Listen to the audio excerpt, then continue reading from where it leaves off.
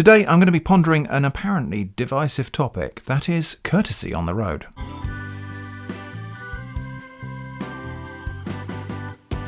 Diagrams and footage in this video will be in UK form. We drive on the left side of the road here, seated normally on the right side of the vehicle, and some of the terminology might be UK specific too, such as saying indicate to mean operation of the vehicle's direction signal lights.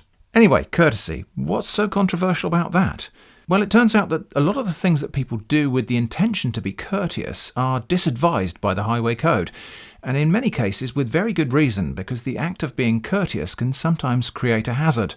Let's look at some examples where being courteous can lead to an undesired outcome.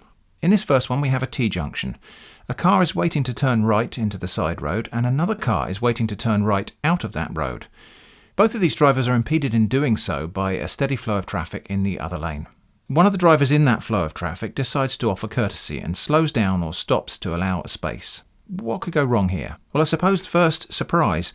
If this driver stops really abruptly, there's the risk of nose-to-tail collision from the vehicles behind.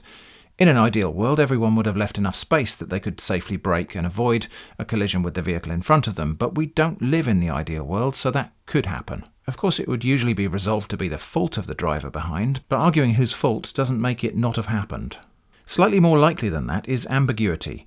This driver stops and flashes their headlights, which is a very common convention in the UK, despite being something the highway code says not to do.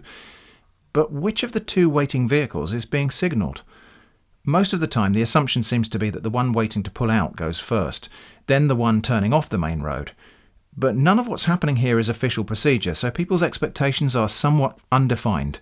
What might easily happen here is that both vehicles start to make their turn, and given that they might feel obliged to execute it promptly in response to courtesy, they collide with each other. Next, there is misdirection of attention. A motorcyclist overtaking the stopped queue in a way that's perfectly legal and proper is perhaps heading into danger. Of course, again, the motorcyclist should be careful, but it takes a fraction of a second for this car turning right into the side road to turn from a piece of scenery into a deadly hazard. And the car driver making the turn is of course focused on the turn, not on the oncoming, apparently halted queue of traffic.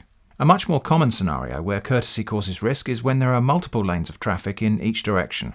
A car in the near side lane stops to allow someone waiting to pull out and turn, and a car in the offside lane collides with them. The cars that eventually collided didn't see each other precisely because of the visual obstruction of the driver who was being courteous. If you watch those dashcam compilation videos, you've probably seen this scenario a lot. The same thing happens with pedestrian interactions. Here's one I saw with my own eyes the other day. 2 lanes of traffic on the approach to a roundabout. The driver in the offside lane stops to allow a pedestrian to cross. The driver in front of me in the near side lane either hasn't noticed or doesn't care and keeps going. The pedestrian hesitated and didn't come to harm this time. Now, as a side note, recent and also controversial changes to the highway code discussed in a previous video do suggest here that the cars should have stopped for the pedestrian. However, this isn't an official crossing place. The pedestrian should probably have walked a few yards down the road and used the Pelican crossing down there. That said, jaywalking isn't a thing here, so crossing at a place that isn't a crossing is not always explicitly forbidden. So yeah, there are quite a few scenarios where courtesy is potentially dangerous, and I'm certain there are many more like that. But are there any situations where it's beneficial or even necessary? Well, I can think of at least one. We've got a busy main road with 2 T-junctions, offset from one another by some fairly small distance. A driver wants to turn right into one of the side roads, but is prevented from doing so by the flow of traffic. What should happen? Well, obviously they should wait for a gap.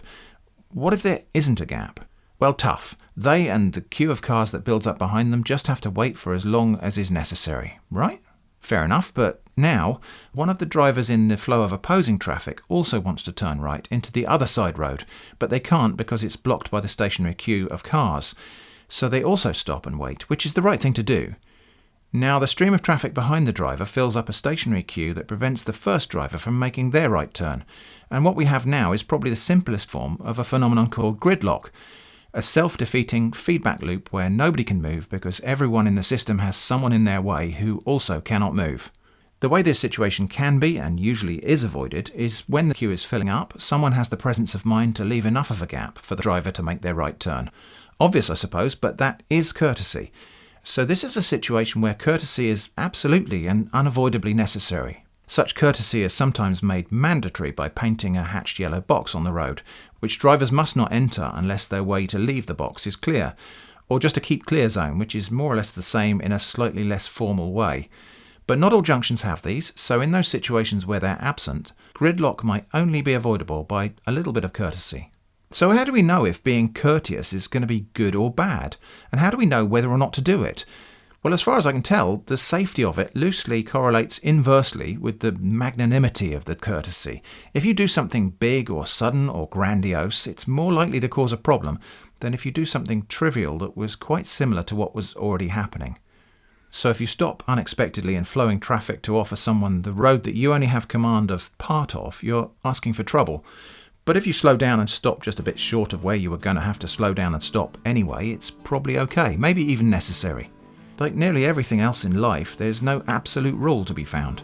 All in all, I suppose that's all probably fairly obvious. But anyway, that's my pondering on this matter. Let me know what you think in the comments. I hope that was interesting. Thanks for watching, and I hope to see you again soon.